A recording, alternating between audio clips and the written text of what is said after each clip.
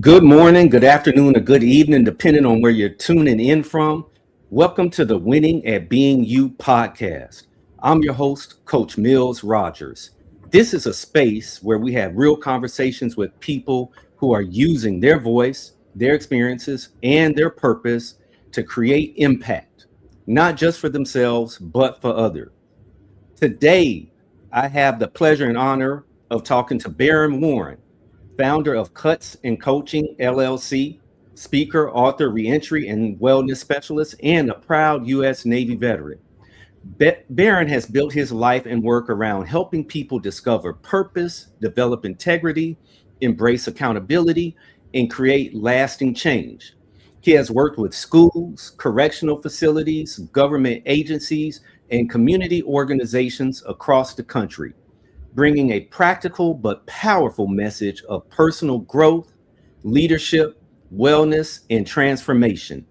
He is the author of the 5 Steps to Manhood and the creator of the 5 Steps to Reentry and Males to Men programs. Through his work, Baron has impacted youth, incarcerated individuals, educators, professionals, and communities by helping people move from where they are to where God has called them to be. His model is simple but powerful: grooming males for manhood. I'm really looking forward to this conversation because Baron's work sits right at the intersection of purpose, accountability, manhood, second chances, and becoming the best version of yourself. Baron Warren, welcome to the Winning at Being You podcast. Man, what an introduction, Brother Rodgers. I appreciate that, man. Don't be having me blushing on the screen already. I'm too dark to be blushing, brother. But I appreciate that introduction. You're welcome. You're welcome. Got to give you your flowers. Yeah, man. Happy to be here.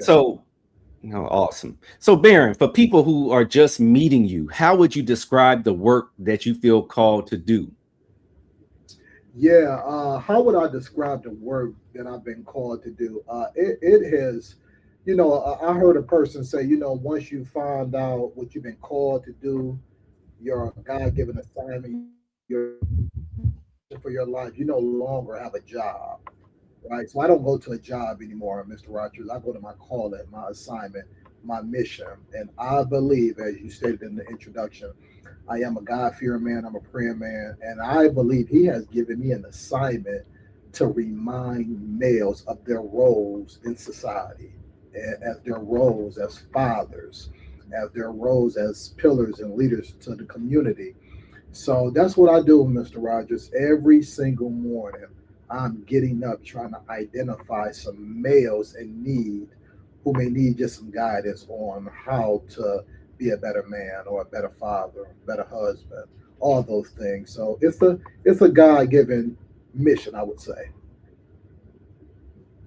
What compelled you to step into that space? Yeah, great question. So born and raised in Detroit, Michigan. I love my city, as we was discussing, Mr. Rodgers. Growing up, myself and a lot of my friends, people in my neighborhood, we had pretty much a rough start. Detroit is kind of like two worlds. You got downtown and it's beautiful, but then you got inner city Detroit and it's kind of hard, it's kind of rough. So growing up, I experienced a lot.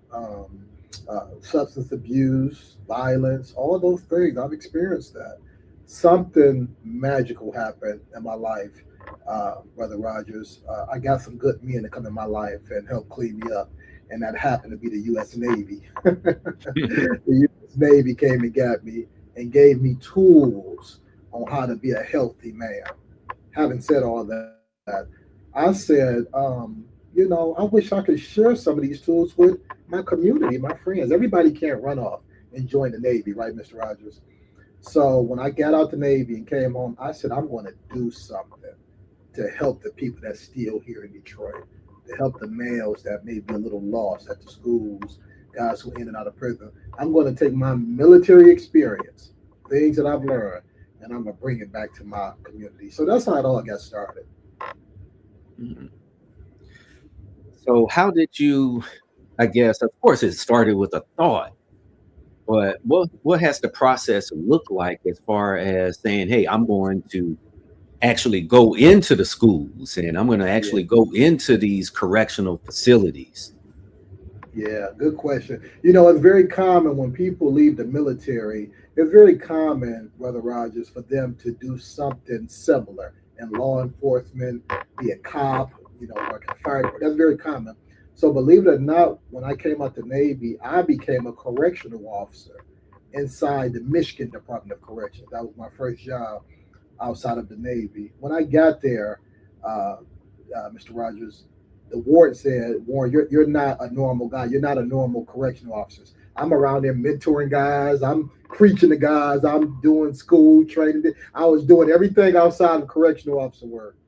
So once that fire got lit in me, Mr. Rogers, while I was an employee inside of the prisons, I said, I got to take this show on the road, man. I gotta do something. So had some friends that was in business, and they coached me on crafting some programs, crafting some things that I was able to leave my prison job in 2018, and been on the road ever since, brother. Hmm. So what did you find those men in prison needed? Yeah. Oh my goodness, that's such a good question. What did the men in prison need, Mr. Rogers? A lot of those guys just never really had any strong male positive influence. They just came up and just was operating based on what they saw in our neighborhood, what they saw in their household, and they just didn't really have a blueprint on what it meant to be a healthy man. All they knew was gangs and drugs and womanizing in the streets. Most of those guys in prison, that's all they knew. And I became aware, wait a minute, these guys need a restart. These guys need some instructions on what it means to be a healthy man, what it means to be an honest man, what it means to be a good provider. So, and I know that's a long answer, Mr. Rogers, but the meat of it is I learned a lot of men in prison, not just in Detroit, around the country, they need a blueprint on what it means to be a strong man of integrity. Mm. So you wrote the 5 steps to manhood. And so what in your view do our culture, our people get wrong about being a man? Because you said that those guys in prison, they really didn't have an idea of what a man should be. So what do we tend to get wrong about it? Yeah, that's such a powerful question, and I'm happy you asked it. A lot of guys have this uh, assumption or this idea that all being a man is being big, and strong, and tough, and loud. That's what's being sold a lot. In entertainment, a lot of different things. But being a man is so beyond that, Brother Rogers. Is so beyond those things. I think being a man, you do have to be strong, but not just physically strong. You got to be mentally strong, right? I think you should be, as a man, be confident, but not boastful and not braggadocious, but be able to articulate and identify your gift to the world. So that being said, and I can go on and on and on, I think some of the things, the qualities of being a good, healthy man, has been twisted, right, and been kind of used for evil in our society. So I'm trying to remind the brothers, Mr. Rogers, on what a man really means. Being a man is being God fearing, being healthy, being sober, being responsible, being honest, being dependable. These are characteristics of what it means to be a healthy man. So I'm on the job, Brother Rodgers, to remind the males on what that means.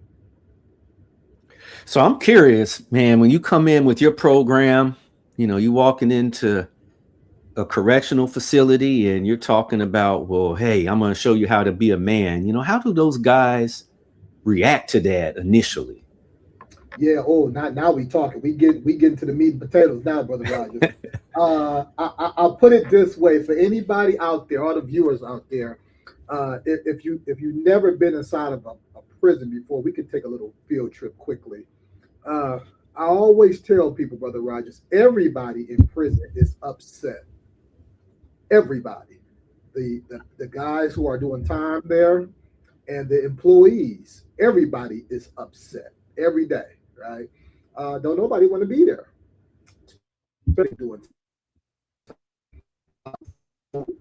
to answer really quickly their heartstrings really quickly. How do I normally do that, Brother Ryan? There's some secret sauce here. I normally have family and children. Most of the men that I know, I don't care how big and tough and strong they are, most of the guys I know who are in prison, they are missing their families. They are missing their children, right? All the guys. So I start conversations there.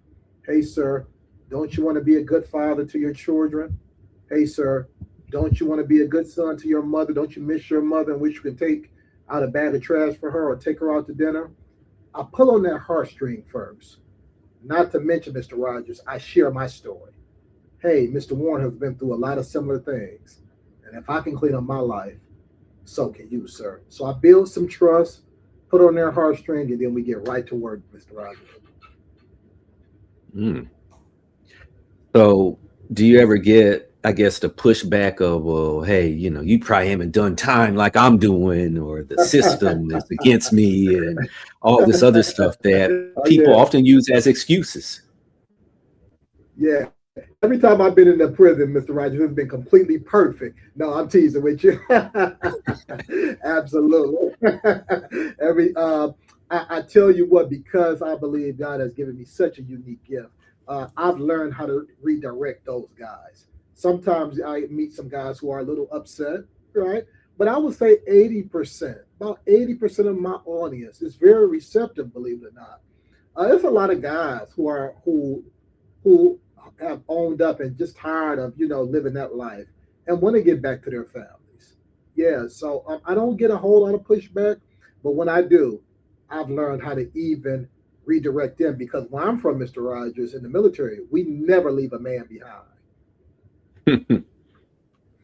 And so, this basically has to do with accountability and, getting these men. And, I'm glad that you said that a lot of them seem to start to take accountability after a while because they get tired of the situations that they're in. So I think, it's kind of surprising, but that's actually really good. And so I'm impressed by that. And so Yeah. with that, um, again, you're going into places where there be prisons and schools. And so I'm going to kind of transition it a little bit. Not everyone knows how to teach without shaming people, making them feel bad or like, I can't believe this about you. Or, when I was growing up, people were perfect and all this other stuff. Um, how do you help people take responsibility for their lives without making them feel like maybe their past just disqualifies them? Such a great question. Wow. Um, it's hard to put it into words, Brother Rogers, but I'll say it this way. Because I want to be clear to you and the viewers watching. I do have a tough love approach. Let me be clear about that. I do because, especially in the prison, we're dealing with grown men, right? So a lot of them are bigger and stronger than me.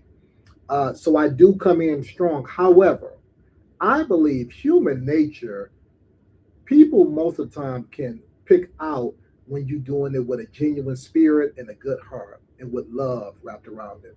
So, having said that, Mr. Rogers, um, For example, when I'm training in the prisons, everybody is being called by Mr. I never use an inmate number or inmate this. That individual is Mr. Smith, Mr. Johnson, because I want them to know, although you're in prison, I still have respect for you. You still deserve respect. You still have a life that's worth recognizing and honoring. So, to answer your question, Mr. Rogers, no matter what the training is for the day, no matter what's being discussed, I make sure I put love and respect wrapped around it in every training. Everybody will be called Mr. Everybody will get a handshake. Every guy will be addressed in a respectful way. That's my strategy. Yeah, I've had a couple of opportunities early on when I started speaking. Spoke at a halfway house twice, maybe three times, of guys coming out of the correctional system and everything. And so, yeah, you definitely, honestly, for me, I know I had to take kind of a different approach with them, because I know they're rough around the edges and everything. And so, of course, when you walk into the situation, you want to present, a certain level, I guess, of confidence with them, Absolutely. that you are there to help them and that you're not afraid of them. And, at the same time, you got to be authentic to yourself. Like I said, I've never been in their situation at all, and I wasn't going to pretend that. But So, at the same time, I'm going to talk about what I know. yeah. And yeah, And even on that note, Mr. Wright, that's so well said because I'm gonna tell you, and this is, just taking the viewers on a field trip inside of correctional facilities. These guys, they are experts at figuring out who you are. They are experts, so you can't go in there faking because they will weed you out all of in 5 minutes. So I definitely try to be my authentic self, and they respect that. I mean, in the prison world, the prison culture, respect is everything. You can't go in shaming, bullying, pointing the finger, judging. It ain't about none of that. It's about, hey, I'm here for a short amount of time, and I want to inspire you to be a better man. So yeah, over the years, Mr. Rogers, I have been able to identify certain language to use and certain approaches to take. Absolutely. so when someone's coming home from being in jail, being locked up, what do they need outside of just a second chance? Oh my goodness, great question, man. So here's the first thing that any person, be it male or female, needs immediately when they come home, Mr. Rogers, and that is a support system. I don't care if it's been a year, I don't care if it's been 5 years, if it's been 25 years. The longer they've been away, the more support that they need. Sometimes the support looks like a halfway house or something to that degree. But if an individual has some family support, a husband, a wife, a aunt, a mother, a brother, some family support, that not only can help them maybe go get some vital docs, get their birth certificate, get their driver's license. These people have been away for years on end. That might be very practical to us, but vital documentation is a need for people coming home who've been away for 10 years. They don't know what their birth certificate is. They haven't driven a car in 10 years. So they need that support from family, not only to help them with those things, but to inspire them, to remind them, hey, you're home now. You're with family again. We're going to help you. Take them to church. Take them out to eat. That support system is so key for any returning citizen. I want to ask you about excellence. I've been getting more into the male mental health space and just working on my own mental health and participating in some things here in the city I live, Austin, Texas. And one common thing that comes up is that men should have a level of excellence about them. And so, what are your thoughts on us as men, especially, of course, you're talking about men that's coming out of the correctional system and our boys in school. What do you think about having a level of excellence about ourselves?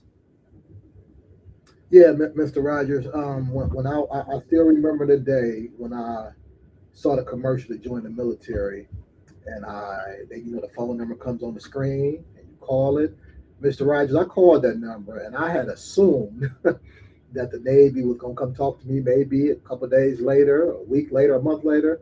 The moment I hung up the phone, 20 minutes later, I got a knock on the door, Mr. Rodgers. 20 minutes later. And when I opened up the door, I saw something I had never in my life seen. I seen two grown men, I mean, dressed almost perfect. Their uniform was all white, crispy. The point that I'm making, I believe that was my first time I had seen men who pride themselves on excellence, the way they present themselves, the way they spoke. I was blown away. I thought I had died and went to heaven. I had never seen men that squared away like that in my life. And I was 19 years old. I say that to say, and now that I'm a man and I've learned some things, I've learned one, you don't have to just join the Navy to operate like that. But what I saw in those men is those men have identified their purpose. And I believe, Mr. Rogers, that's the first step to any man who is trying to achieve a level of excellence. You have to identify your God given purpose for your life. You have to have in your mind, you have a mission and assignment, and you got to seek after that mission as much as you can. The more you get your mind focused on your mission, the more you study your gift, your craft, your talent, you're going to display a level of excellence. You're going to display a level of confidence. You're going to display a level of kingmanship. Just some secret sauce for the viewers out there who may be watching, especially the males. Um, that's the secret sauce to excellence. Having a life full of purpose. Once you have that, the other stuff is going to come easy. So, man, I see you definitely carry yourself with a level of excellence just from appearances. You always have a fresh cut. Every Yeah, time I see you I'm on trying to social keep up with media the and your young hair, boys. yeah, got the waves going, making people seasick and everything. Um, and just the way that you dress and everything. And so with So, that, if I'm that guy that, or that kid that, I've struggled with self-esteem, what would you tell them to get them going in the right direction, to maybe start getting them to go in the direction of excellence, carrying themselves a certain kind of way? yeah, Mr. Rogers, a lot of people ask me all the time, Baron, why did you name your company Cuts and Coaching? That's the name of my company, Cuts and Coaching. I was a barber in the Navy, the Cuts, and now I'm a life coach now. So that's where the Cuts and Coaching comes from, Mr. Rogers. Why do I bring that up? I bring that up is because when I was a barber in the Navy, Mr. Rogers, when I was cutting hair, I learned really quickly that people don't want to just look good on the outside. They want to feel good on the inside. People want to look good on the outside, but they want to feel good on the inside. Having said that, back to your original question, grooming appearance is so important and is something that all of us have to somewhat master because it's going to affect our mental health. It's going to affect how we carry ourselves. Studies even show right now, this is why, some schools, when they wear a uniform, when all the kids in the school wear a uniform, that literally brings the behavior issues down. It's not a silver bullet, but it changes things because kids operate differently with a uniform on. They just do, you know. So, having said that, anybody out there who may be struggling in that area, I would suggest that they get around some people who do that well. Get around some people who can help them with their grooming standards. Learn how to groom yourself better. Learn how to tie a tie like I do the young boys at the school. These things is going to affect the way you carry yourself. And I guarantee you, once you start mastering grooming, once you start mastering how you present yourself, you're just going to become so much more confident and so much more healthy, Mr. Rodgers. It's so important. You talked about working with the boys at school, teaching them how to tie a tie and everything. What are some of the things that you feel like we need to pay closer attention to with our boys? Oh my goodness, man. How much time we got, Mr. Rogers? I don't know if we got enough time, brother.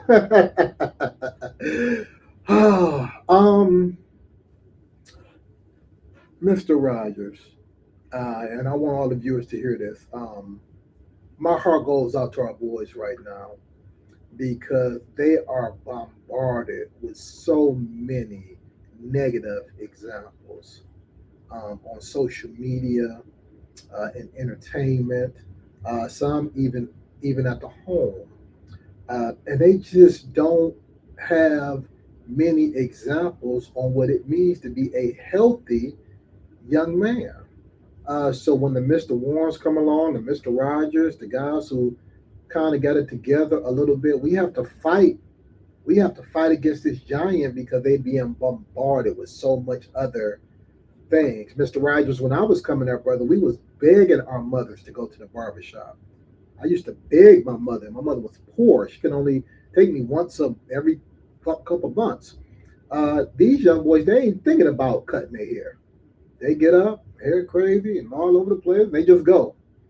The fighting, I could go on and on and on. Having said that, the number one thing that's struggling with our young boys right now, Mr. Rogers, they don't have a healthy example on what it means to grow to be a strong, young, healthy man. So, having said that, to all the viewers out there, for all the grown men out there, we have a job to do. We have a job of making sure ourselves are well groomed, educated, good husbands, good fathers, because we have some young men who are watching us. And we have to set the example, Mr. Rogers, you and I, and all the other brothers that's watching today. These young boys need a positive example to go up against. No shade to them, Mr. Rogers, but the rappers, the ball players, the movie stars. We gotta go against that a little bit, just so we can show them, hey, it's okay to be healthy and sober. It's okay to be educated. It's okay to be a one woman man. That's okay. That's actually cool. We gotta give them a positive example, Mr. Rogers.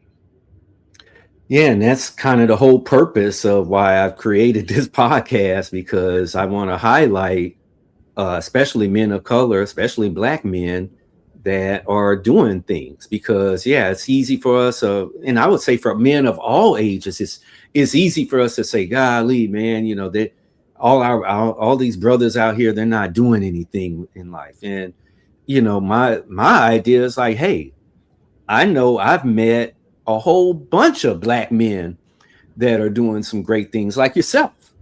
Me as And so well. I Me as want well. to be part of a solution to highlight that because, yeah, we don't need it just for our young people. We need it for our women.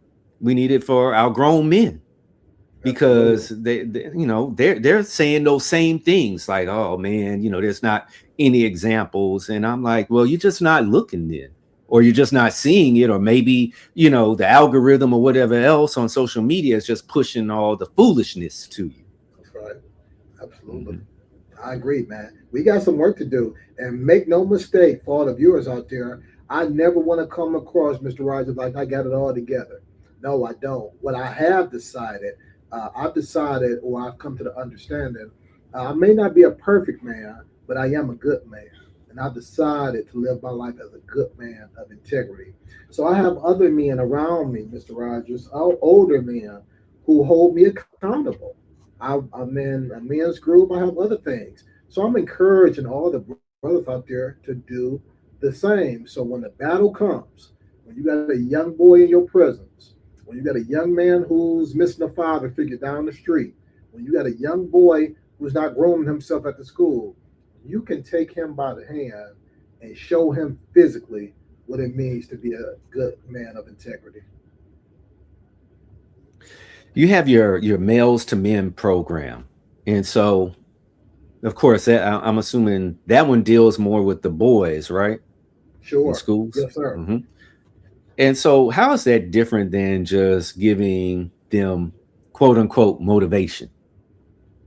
Oh, well said. So the Males to Men program is a social emotional learning program that a few schools have actually taken a liking to. I actually left one of the sessions today before this meeting. It's a Awesome. 15-week program that I have in the schools. Sometimes I do it myself or I pitch it off to another coach and have him do it. But to answer your question, Brother Rogers, that program is all about teaching the young men life skills, right? They are already at the school learning their academics, but the principals have given me authorization to pull them out of class just for a minute, maybe about an hour throughout the day, once a week, and teach them life skills. What type of life skills, Mr. Warren? How to iron some clothes, how to tie a tie, how to look a man in the eye and shake his hand, how to say please and thank you, how to learn about the importance of wearing a belt every day, on and on and on. These are life skills that even at the middle school age, they can learn right now. That's going to take them so much further. I tell you what, Mr. Rogers, and I ain't going to preach to you, brother, but when I was growing up, I could not leave the house without a belt on. My father wasn't having it. I mean, that just came with the clothes. You had a belt on. A lot of these young brothers don't understand how important that is. So, Mr. Warren's Males to Men program, we showing them that. Hey, you're gonna learn how to tie a tie. You're gonna learn how to earn some clothes. You're gonna know how important it is to be well groomed all the time. So, do you have the opportunity to sit down with the educators on the campuses whenever you go? Yeah, I do. I actually follow up with the principals. I follow up with the teachers. Keep in mind, while I'm marching the boys around the school, they stopping me and pulling me to the side anyway. Mr. Warren, this is awesome. Mr. Warren, this is great. Our boys need this. But I do have an opportunity to have some sidebar with the staff. And that's important because the staff are with these boys every day, all day. I'm just coming in once or twice a week, Mr. Rogers. So they give me some inside background. Hey, Mr. Warren, Mr. Smith over here just got put out of his home. Hey, Mr. Warren, Mr. Johnson over here doesn't have a father figure. Can you talk to him a little bit more? They give me some inside ball about what's going on with the boys. So that's very important. Do you have that one kid that, I guess, under your mentorship, that really had a big turnaround, that maybe the teachers came to you and they're like, man, you really made a difference with this Yeah. one kid? Do you have that story that maybe you can share with us? Yeah, I do, and I'm gonna get in trouble here a little bit, Mr. Rogers. But I'm a strong, I'm confident about what I believe in, right? So I don't want to upset anyone or offend anyone, but this was a success story for what I'm trying to incorporate in this program. So I had a young man come to the school. This was last year. I had a young man coming to school, and he had pink braids. They were pink. All right. So you might get the drift of where I'm going here. He had pink braids. Good man, good young boy. But he was dressed a little weird, a little strange, but he had pink braids. Um, I made it my mission, Mr. Rogers, to show him some other options on how to groom himself. This wasn't his real hair. This was like a hair weave or whatever, but he had it in his hair. Um, and I just wanted to give him some other options. He was wearing some weird type of clothes, and I wanted to give him some other options. So at the end of the year, I actually have a picture of him. Um, that pink hair was out. He was wearing his natural hair. He had a nice haircut. He had on a white shirt, whiter than mine. His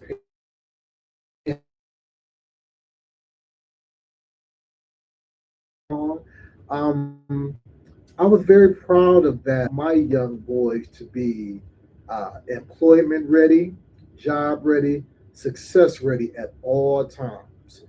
And if you had a scene, if I had a picture of how he was presenting himself with his hair, some would argue that just wasn't presentable for school, and that wasn't presentable for in the future for one day being an employee. And I want them to be in that mind frame. Hey, it's a time and a place for certain things. But when you at school, when you're on the job, you have to dress a certain way. You have to dress in a way that's perfect. Okay, so I'm very proud of that. Now that's on the grooming side. On the more behavior side, absolutely, Mr. Rogers. I got a ton of stories of young men turning their behaviors around, leaving gangs, coming up to me and telling me, Mr. Warren, I'm no longer using drugs and alcohol. Oh my God, Mr. Rogers, I can go on and on and on. Yes, sir. What has this work taught you about yourself? Like what growth have you experienced within yourself? Um, Mr. Rogers, that's such an important question, and it's an accountability question. I have learned that clearly God has given me a gift to speak, to reach people, to use my voice, and I can do that till the cows come home. I mean, when you have a gift, you can do that.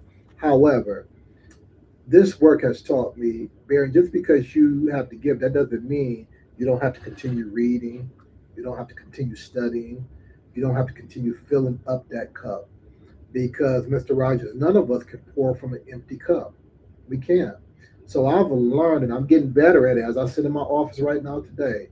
Mr. Rogers, when I'm not at the school, when I'm not at the prison, I am making sure that I'm filling up my cup with more knowledge, with more, uh, podcasts, with more, videos I'm watching. Just filling up my cup. So when it's time for me to go into prison, when it's time for me to go speak in front of the boys, I'm filled up with just a wealth of knowledge. So I tell you what, I'm very grateful for that because I've turned up the fire. Hey, I'm making sure I have that time. Baron, what are you reading? What are you studying? The boys need you. Those men in prison need something from you. So I'm learning to keep my cup filled so I don't pour from an empty cup, Mr. Rogers. What would you say to that man who says that he knows he needs to change, and maybe not somebody that's in the prison system or whatever, but just your average guy, that's out there in Detroit?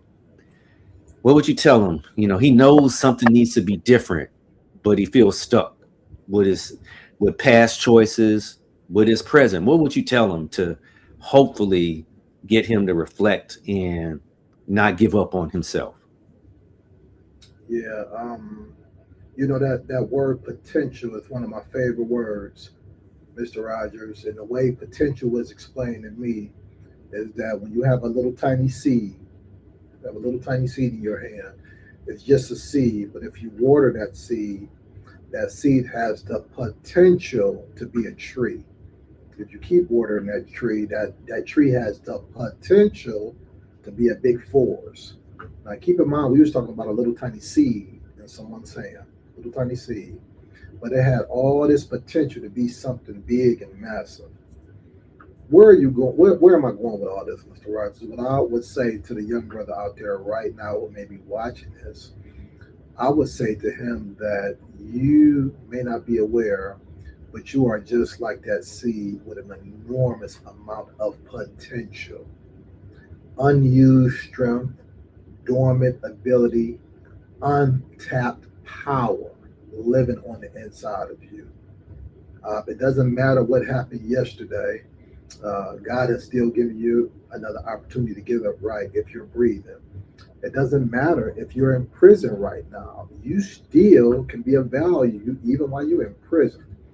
So any male out there, or any female, anybody out there who may be watching this today, I would say to them, think about that word potential, place it on your heart, think as yourself as that little tiny seed, and find some ways to water that seed so you can maximize your potential. How do I water that seed, Mr. Warren? We got to get educated. How do I water that seed, Mr. Warren? I need to get healthy. How do I water that seed, Mr. Warren?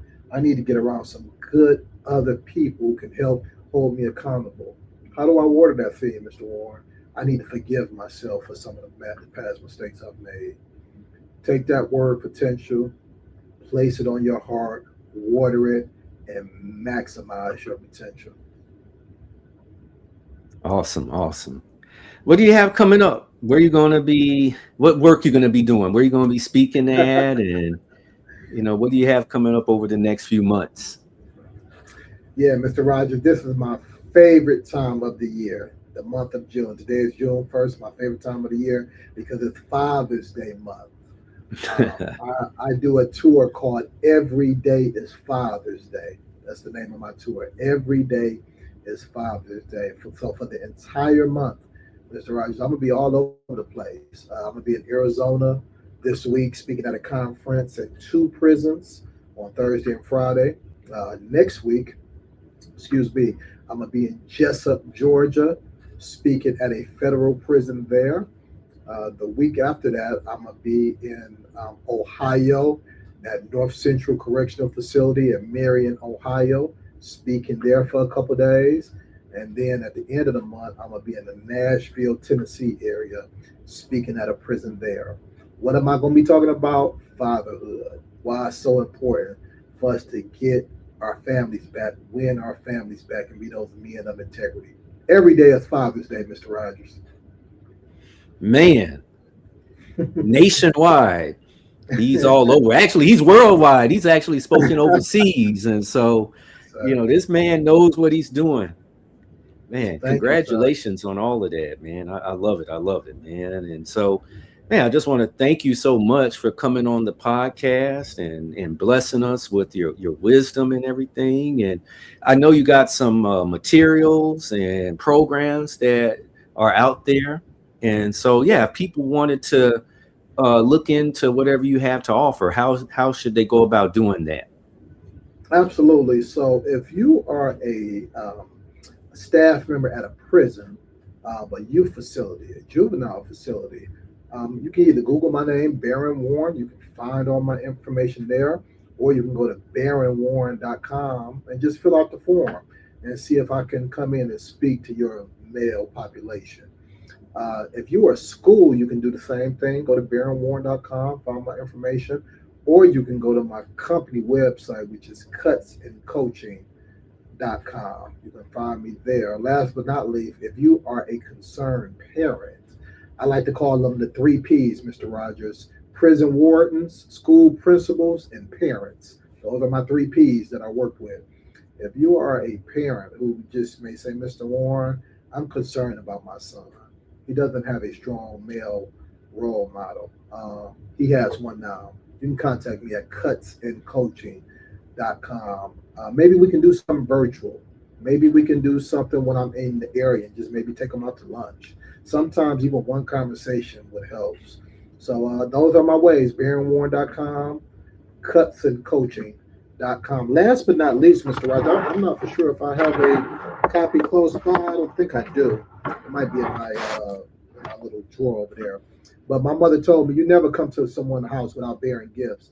So, with your permission, sir, and you let me know who they be, I wanted to give two copies of my book, The 5 Steps to Manhood.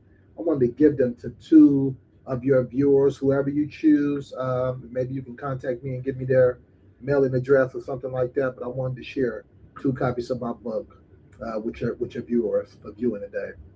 Okay. Yeah, I will definitely do that. Man, Absolutely. that is awesome, man. So yeah, two of y'all are going to get copies of his book. So Brother Baron, man, great episode. I Thank you, appreciate you brother. coming on again, just blessing us with your wisdom, being open enough to share it, share your experiences. And man, it was so good. And thank you as well, Mr. Rogers. Make no mistake, folks, Mr. Rogers is the man.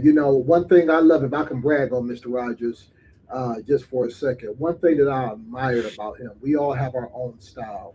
But one thing I've always admired about Mr. Rogers is his gentle touch. He has a gentle touch. Even interviewing me today, but I've watched him on videos, I've watched some of his trainings, and that's important. There's a lot of mean people out here in the world right now. So, Mr. Rogers, I just thank you, brother, for showing the world that it's cool to be nice to people. It's cool to respect people. And, brother, you keep doing what you're doing because you are a star. We all see it, brother. Oh man, well, thank you, man. You're gonna make my head like that. Not gonna be able to walk through the door now, man. No, I'm just playing. I Yes, appreciate sir. that. I'm just trying to be me. I've learned that I got to be okay with who I am, and I'm gonna do me. I'm not worried about what these other cats are out here doing, and I'm gonna be true to myself, and it's worked. So, God's giving me that confirmation. So, I'm just gonna keep working Absolutely. it. Hmm. Absolutely. Absolutely. We're happy to be on the front lines with you. And don't forget about me. I'm confident our paths will cross each other soon. I'm confident. Oh no, no doubt, no doubt. You'll probably be down here in Texas before I'm up in Michigan, but hey, we never know. So, I got a man, chili dog and chili fries waiting on you. We eat chili fries and chili dogs every day, Mr. Rodgers. Baron, thank you so much for coming on. As I love to say, change happens one person at a time, 1 second at a time. Keep winning at being you. Let's go. Thank you, Mr. Rodgers.